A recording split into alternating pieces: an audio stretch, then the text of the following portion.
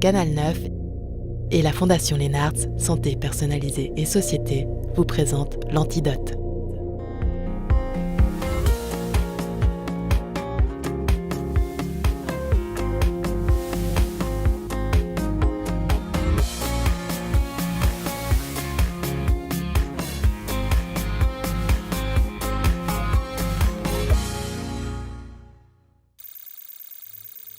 Je suis ravi, on voit vraiment que ce traitement il fonctionne de manière assez impressionnante. C'est l'histoire d'une médecine sur mesure, de précision, qui propose une analyse moléculaire pour chaque patient, pour chaque maladie et un traitement individuel. C'est l'histoire de patients qui sont uniques de par leur génome, de par leur comportement et leur environnement, leur mode de vie, de par les mutations et les maladies qui vont parsemer leur vie. C'est aussi l'histoire du cancer, cette maladie terrible qui touche une personne sur 5 en Suisse et qui tue encore sans égard. C'est finalement une histoire d'équipe où les spécialistes travaillent ensemble, oncologues, pathologistes, biologistes, bioinformaticiens, tous réunis autour du patient pour faire de la médecine ultra personnalisée un combat contre le cancer. Je pense qu'il y a un enthousiasme qui est incroyable autour de tout ça. Notre compréhension globale du cancer va faire un bond en avant. Et bien évidemment, les options thérapeutiques qui en découlent vont aussi faire un bond en avant. Quand j'ai commencé l'oncologie, c'est pas très vieux. Plus on tapait fort, plus le patient était malade, plus on était content. On se disait, ah oui, donc le patient est malade, c'est-à-dire qu'il a un produit toxique, donc ça doit marcher sur le cancer. Puis on s'est rendu compte que ce n'était pas toujours le cas. Et donc on a vraiment essayé de creuser, de faire vraiment des traitements ciblés.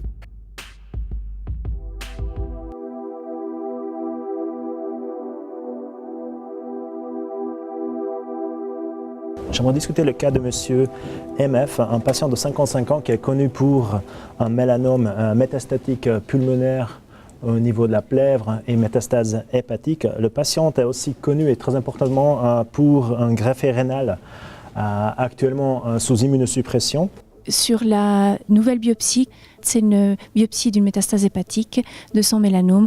On a pu effectuer une analyse avec le panel élargi 400 gènes. On avait un bon profondeur pour les tumeurs et pour les normales.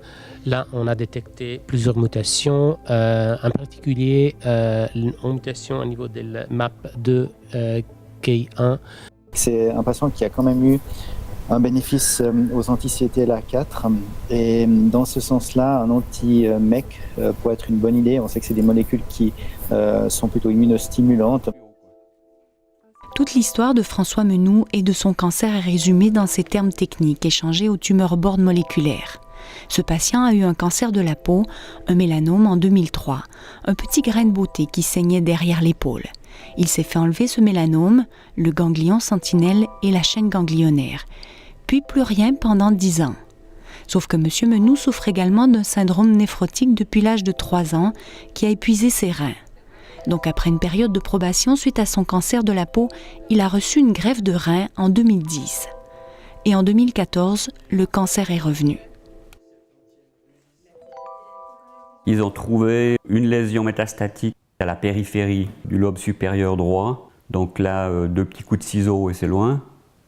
Par contre, sur le poumon gauche, c'était un petit peu plus compliqué parce que la lésion métastatique, elle était proche d'une artère qui irriguait tout le poumon. Du coup, là, il a dit, malheureusement, je suis obligé de vous enlever la moitié du lobe supérieur gauche. Monsieur Menou, bonjour. Voilà. Comment ça va? Bien, vu les circonstances. Bon, on va rediscuter avec le docteur Michko des options thérapeutiques. Oui, tout à fait. Comme vous savez, on est dans une période où on a beaucoup réfléchi sur quelle était la meilleure stratégie pour vous. Une des options, c'est de faire des approches qu'on appelle d'oncologie personnalisée. C'est-à-dire plutôt que de regarder le type de cancer, regarder vraiment les altérations, les modifications moléculaires qui sont à l'origine de votre maladie. Ils ont un traitement d'immunothérapie avec 2 molécules, dont une s'appelle l'ipilimumab et l'autre la nivolumab, qu'ils utilisent en général de pair pour renforcer le système immunitaire, et ils ont de très bons résultats sans qu'il y ait des effets secondaires trop négatif. Par contre, chez moi, le problème était que, vu que j'avais été greffé en 2010, une greffe rénale en 2010, ils ne pouvaient pas utiliser les 2 molécules. Parce que si en utilisant les 2 molécules, mon système immunitaire aurait systématiquement tué ma greffe. Et en tuant ma greffe, ça voulait dire retour en dialyse, sans aucune perspective de nouvelle greffe. François Menou prend quand même une des 2 molécules d'immunothérapie proposées par son oncologue. Ça avait fonctionné, mais ça n'a pas fonctionné longtemps. Les métastases sont réapparues au bout de 3-4 mois. Elles étaient nouveau là. La lésion sur le foie, elle était là. Il y en avait aussi des lésions qui étaient autour des poumons, etc. Enfin, à un moment donné, on était vraiment dos au mur, sans savoir quoi faire. C'est alors qu'on propose à M. Menou de faire une nouvelle biopsie pour analyser chez lui un panel de 400 gènes. Sa biopsie d'une lésion métastatique du foie est ainsi parvenue au laboratoire de pathologie clinique de l'hôpital universitaire de Lausanne. Ici, elle est préparée pour une analyse précise. Chaque pièce reçue est unique et les techniciens en analyse biomédicale et les pathologistes suivent un protocole rigoureux pour en extraire les données les plus fiables et utiles possibles. La première étape, on va dire médicale, est l'étape de la macroscopie, où l'échantillon est décrit, analysé visuellement.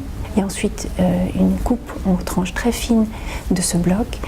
Ces coupes de 4 microns sont déposées sur des lames de verre, qui sont ensuite, en fonction de l'analyse, colorées, et le pathologiste va recevoir ces lames pour les analyser au microscope.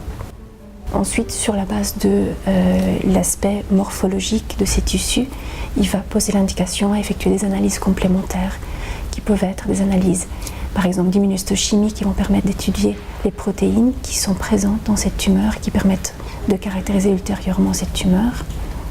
Parfois des protéines qui peuvent être ciblées par des traitements spécifiques. Et également à partir de ce même matériel, on va parfois prescrire des analyses moléculaires pour chercher des mutations ou d'autres altérations au niveau du génome. Ici, on a reçu les lames de méthoxyniosine qui permettent d'analyser cette biopsie hépatique. Elle est largement infiltrée par cette prolifération tumorale. Pour l'analyse moléculaire, il faudrait qu'on identifie alors le pourcentage de cellules tumorales et la zone analysée. Peut-être on pourrait enlever ces zones-là très inflammatoires. À travers toutes ces étapes, le rôle de la pathologie clinique est de caractériser les lésions. Dans le cadre du cancer, de caractériser la morphologie et la biologie de la tumeur pour permettre le traitement le plus adéquat possible.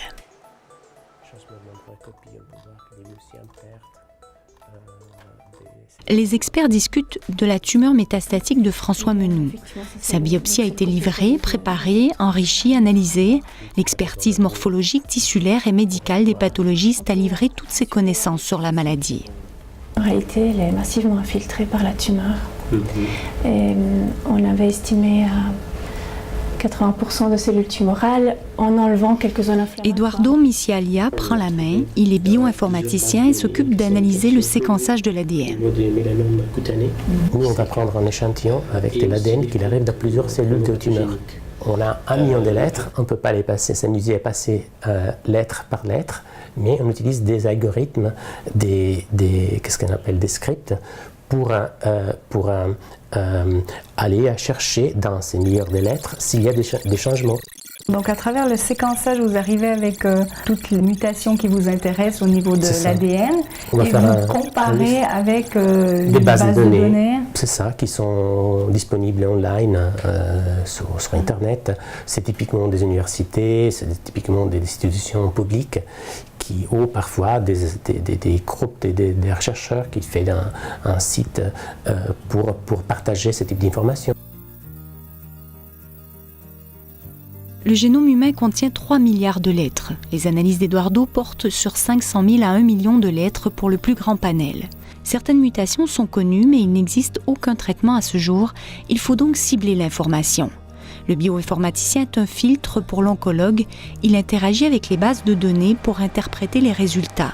S'il trouve une centaine de mutations, il doit identifier les altérations significatives, trier, filtrer. Dans le cas de François Menou, une double mutation MEC1 s'est révélée particulièrement intéressante. Direction l'Université de Lausanne au département d'oncologie fondamentale. Une fois la mutation identifiée, c'est au tour de la modélisation moléculaire de jouer. Les chercheurs vont essayer de comprendre quel est l'effet de la mutation sur le fonctionnement des protéines. La modélisation moléculaire, c'est d'essayer de comprendre le fonctionnement de la protéine à l'échelle atomique. Par exemple, vous avez des protéines récepteurs à la surface de nos cellules qui vont peut-être repérer la présence d'une hormone. Ce faisant, changer de forme. Ce changement de forme va être répercuté à l'intérieur de la cellule où d'autres protéines vont pouvoir s'assembler, changer d'activité, elles-mêmes interagir avec d'autres protéines. Et toute cette cascade d'événements biologiques va en fait modifier le fonctionnement de la cellule et l'adapter à son environnement. Donc avec la modélisation moléculaire, en fait, nous intervenons au niveau de la structure de ces protéines. On essaie de comprendre le rôle des composants de cette protéine pour pouvoir déterminer si une mutation génétique va entraîner une modification de la structure de la protéine correspondante et donc une modification de son activité qui pourrait être pathologique. La modélisation moléculaire étudie donc la structure des protéines. Là, une représentation de la protéine mutée de François Menou avec son fonctionnement dans la survenue de la maladie. On a aussi reconstitué la position du tramétinib, qui est le médicament qui pourrait être donné si jamais ces mutations actives. Donc, ce qu'on voit, c'est qu'en fait, ces deux résidus sont importants pour la stabilité structurelle. Tu vois, là, ça, c'est le calcul des énergies de stabilisation structurelle. À partir de ces informations, les chercheurs se sont demandé si le médicament tramétinib, aussi appelé mékiniste, qui est un inhibiteur de MEK, donc qui est connu pour bloquer la mutation, pourrait être utilisé chez ce patient. C'est un peu comme si ici vous aviez le moteur de la kinase qui sera à l'origine de son activité et ici l'interrupteur qui va réguler l'activité de ce moteur. Les deux mutations qui sont ici et ici en fait vont avoir un impact sur la partie de régulation de la protéine qui va entraîner une suractivation de l'ensemble et donc une suractivation du moteur. Et l'idée de ce médicament que vous voyez ici, c'est vraiment de se loger dans le moteur pour le bloquer. Une explication technique qui aura pour conséquence fructueuse de proposer aux oncologues une voie thérapeutique intéressante pour M. Menou. Retour donc à la case départ, le tumeur board moléculaire où nous retrouvons tous les spécialistes rencontrés. Cette plateforme de visioconférence et de collaboration entre le CHUV et les HUG est unique en son genre. Elle est au service des oncologues de toute la Suisse romande qui soumettent des cas de patients pour qui les traitements standards arrivent au bout. C'est une mutation qui est assez rare, mais pour laquelle on aurait un médicament qui permet d'être très spécifique. On a fait en plus des analyses structurelles avec l'équipe de professeur Zoete pour voir si c'est vraiment il y a une inhibition possible et on voit que vraiment il y a une relation entre la mutation et une inhibition potentielle qui vous ouvre la possibilité d'avoir une réponse en traitement. Je pense que une chose qui est très importante à bien discuter avec vous, c'est qu'on est dans une situation actuellement où on n'a pas de thérapie standard bien documentée qu'on peut utiliser. La seule qu'on aurait, c'est cette immunothérapie, mais qui est beaucoup trop dangereuse pour votre greffon. Donc on est dans une situation où on n'a pas vraiment d'options clairement démontrées. Et dans ce cadre-là, je pense que d'essayer de partir sur ces bases moléculaires, c'est une bonne piste, c'est une bonne option. Pendant que François Menou commence son traitement, une autre histoire particulière est discutée au tumeur board. Un traitement ciblé pour un patient a permis de significativement diminuer les métastases qu'il avait. Monsieur G, donc un patient qui a été diagnostiqué d'un neurofibrosarcome en 2015 et qui a été traité par une radiothérapie néoadjuvante, une opération. Et malheureusement, il a récidivé avec de multiples nodules pulmonaires en 2016, raison pour laquelle on a fait une analyse moléculaire. Le tumeur board moléculaire, c'est à quelque part une nouvelle entité qui consiste à regarder les maladies sous l'angle moléculaire plutôt que l'angle d'organe. Au lieu de parler de cancer du poumon, de mélanome, de cancer du côlon, on regarde des cancers qui ont tel ou tel type d'anomalie moléculaire. Donc c'est une sorte de réécriture de la classification des tumeurs qui ne s'oppose pas du tout à l'approche par organe, mais qui est complémentaire. Et donc l'idée de ce tumeur board moléculaire, c'est de faire ces analyses approfondies et puis sur la base de ces analyses de faire des propositions innovantes sur des thérapies qui peuvent être utiles aux patients. On avait les résultats préliminaires pour le PDL1, donc j'ai débuté une immunothérapie et puis les derniers scanners montrent qu'il a une réponse clinique assez spectaculaire avec une diminution de l'ensemble de ses symptômes. C'est assez impressionnant, hein, donc vraiment une excellente efficacité du niveau. Bon, c'est vraiment ça qui est assez spectaculaire dans ce traitement, c'est que finalement on voit que votre système immunitaire attaque ces cellules cancéreuses. Ici en noir on a les poumons avec au milieu les gros vaisseaux et vous voyez ici que l'on a ces grosses boules qui vraiment vous comprimaient à l'origine de ces douleurs. Et donc ça c'était il y a environ 10 mois. Et puis on a commencé ensuite l'immunothérapie et vous voyez que ces zones, elles sont en constante régression. L'impression clinique qu'on a que vous allez bien, on n'a plus ce serrement qui est là, vous arrivez à diminuer les médicaments avec cet appétit, cette prise de masse musculaire. Donc vraiment, je crois que tout est du bon côté, donc c'est vraiment excellent. Christophe Genoux est atteint d'une maladie rare, la maladie de von Recklinghausen, qui provoque la formation de neurofibromes, des lésions sous-cutanées. Une de ces lésions sur la jambe a augmenté de taille et a dû être enlevée. Elle a été analysée et présentait malheureusement une tumeur agressive des tissus mous. Rapidement, des lésions métastatiques sur les poumons sont apparues et c'est pour ces lésions que M. Genoux est aujourd'hui traité. Donc finalement, depuis qu'on a commencé ce traitement, très bien supporté, aucun problème particulier finalement, et on continue de constater. Dans le cadre de M. Genoux, on a eu une analyse complète, on a découvert plusieurs anomalies intéressantes. On a eu une anomalie qui était vraiment une surexpression d'une protéine que l'on appelle la protéine PDL1, qui est à l'heure actuelle un des meilleurs marqueurs que l'on a pour déterminer qui va être sensible à l'immunothérapie. Évidemment que ce sont des traitements qui ne sont pas reconnus pour ce type de maladie. Donc il y a 2 étapes à effectuer. La première, c'est de discuter avec le patient le type de traitement que c'est, de discuter aussi des effets secondaires, parce qu'il y a certains traitements qui ont d'autres effets secondaires. Et puis ensuite, il y a une phase beaucoup plus terre-à-terre qui consiste à obtenir ce médicament. C'est-à-dire que, voilà, souvent ce sont des indications qui ne sont pas reconnues. Dans le cas de M. Genoux, c'est une maladie rare, donc c'est encore plus difficile. Et on doit faire des demandes auprès des caisses maladies. Et souvent, on arrive en partenariat avec les caisses maladies et l'industrie pharmaceutique à avoir accès aux molécules pour tester ces molécules. Et ça, je pense que c'est une chance unique qu'on a en Suisse, c'est d'avoir cette discussion qui se fait entre les assurances et les boîtes pharmaceutiques et qui nous donne accès à ces traitements qu'on appelle compassionnels, donc qui sont donnés gratuitement. Ouais, c'est pas plus souvent. Bonjour tout le monde, bonjour Monsieur Genoux.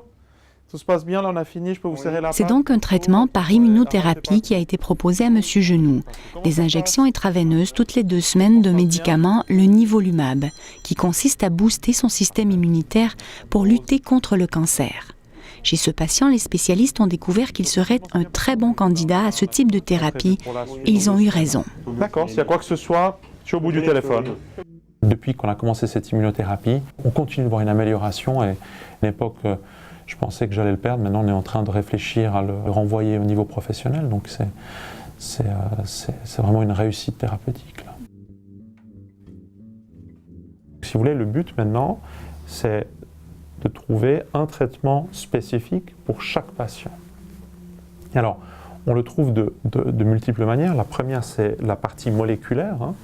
Donc, voilà, on a parlé, il y a des recherches sur vraiment les anomalies moléculaires de chaque tumeur par multiples plateformes, des analyses que l'on peut faire. On va essayer de trouver un traitement pour ce patient, plutôt pour la tumeur du patient. Okay. Puis après, il y a toute la partie clinique, et ça c'est vraiment le praticien, et ça c'est vraiment la relation médecin-patient, c'est qu'il n'y a pas que la tumeur du patient, il y a aussi le patient lui-même. Il faut bien comprendre que voilà, 2 patients peuvent avoir exactement la même tumeur et ne vont pas répondre du tout au traitement de la même manière, ou ne vont pas avoir la même toxicité, parce que finalement, un patient peut avoir multiples comorbidités, peut avoir eu des problèmes cardiaques, des problèmes pulmonaires, qui vont rendre très difficile l'administration de certaines drogues et tout.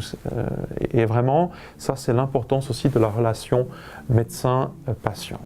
Ici, à côté à droite, vous allez voir l'image de février de cette année, quand le patient a progressé après l'ipilimumab, avec une masse pulmonaire et plutôt pleurale, mais également avec des métastases hépatiques.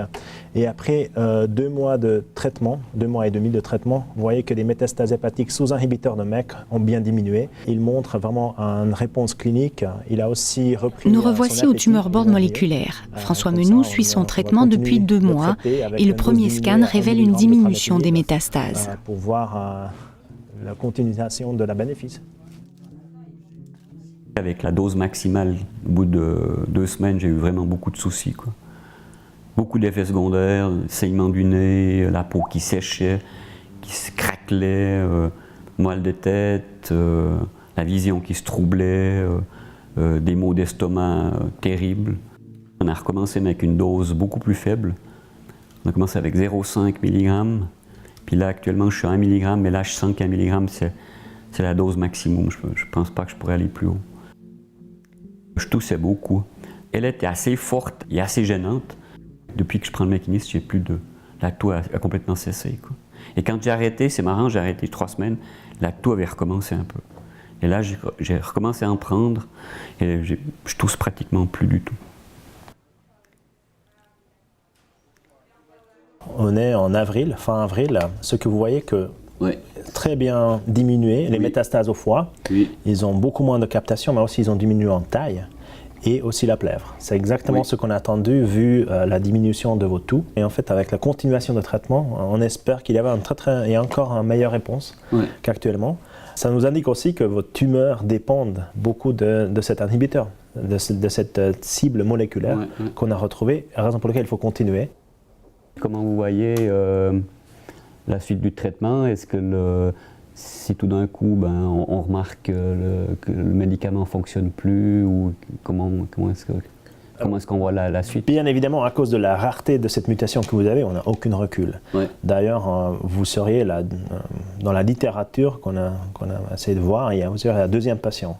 Mais la première est que mélanome, qui a reçu ce traitement et qui a répondu. Comme ça, c'est à cause de rareté, cette combinaison d'avoir ce type de mutation, pas avoir d'autres mutations et recevoir ce médicament de trametinib.